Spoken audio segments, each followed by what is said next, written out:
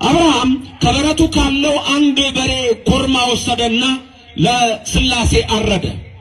ዞር ቢል ያረደው በሬ እንደገና ቆሞ ተነስቷል።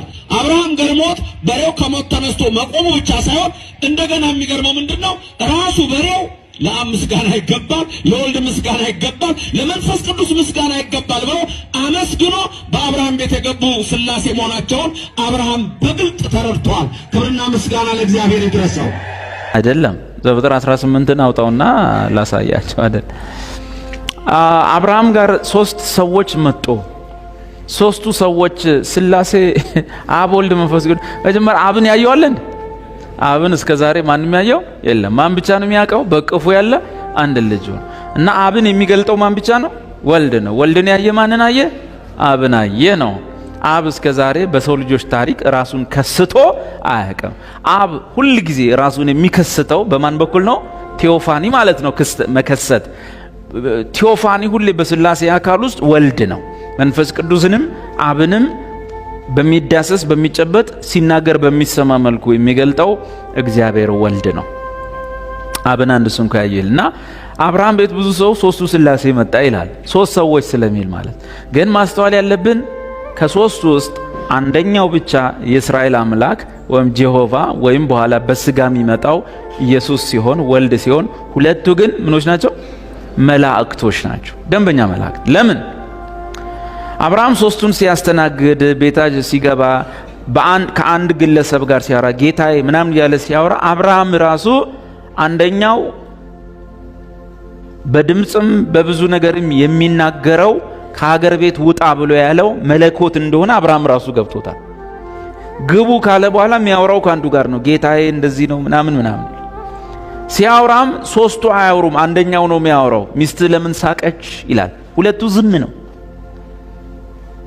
ራን ሳቁስ ሳቅሽ እንጂ ሚለው አንዱ ነው። አብርሃም ብቻ መስተንግዶ ላይ እግራችሁን ልጠብ ምናምን ልበል ሲል ለ3ቱ ያወራና ወሬ ሲሆን ወይም የቃል ኪዳን ንግር ሲሆን ከአንዱ ጋር ነው የሚያወራው፣ ከ3ቱ ጋር አይደለም። ከዛ ኋላ ምን ይሆናል?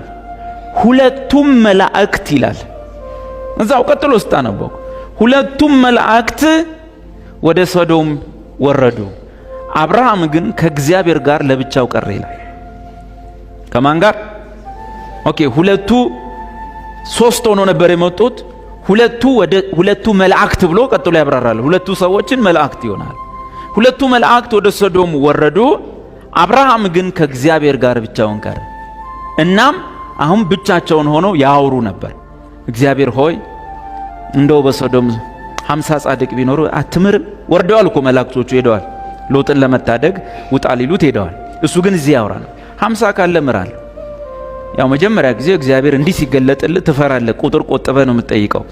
ከ50 5 ብቻ ቀነሰ። 45ስ ቢኖሩ ምራቸዋለሁ፣ ችግር የለው።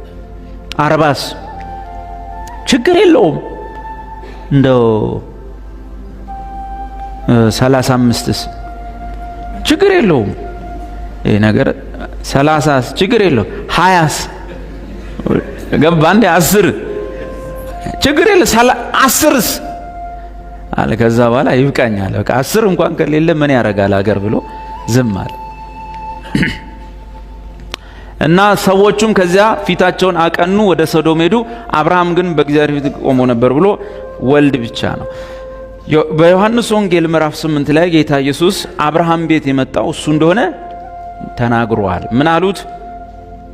እኛ አባታችን አብርሃም ነው፣ አንተ ግን እንዲነ ጋኔን አለብህ ሲሉት ነው እናንተ ከአባታችሁ ከዲያብሎስ ናችሁ። ምክንያቱም አባታችሁ አብርሃም ቀኔን አይቶ ደስ ብሎት ነበረ። ቤቱ በሄድኩ ጊዜ ባየኝ ጊዜ አብርሃም እንዴት ደስ እንዳለው ባያችሁ። እናንተ ግን እኔን ልትገሉኝ ትፈልጋላችሁ። እሱ እኔን ባየ ጊዜ ደስ ብሎት ነበር። ደግሞ የት ነው ያየህ አብርሃም? አንተ እድሜህ ገና 50 ዓመት ያልሞላ ሲሉት እኔ አብርሃም ሳይወለድም እኔ ነኝ ብሎ አላቸው።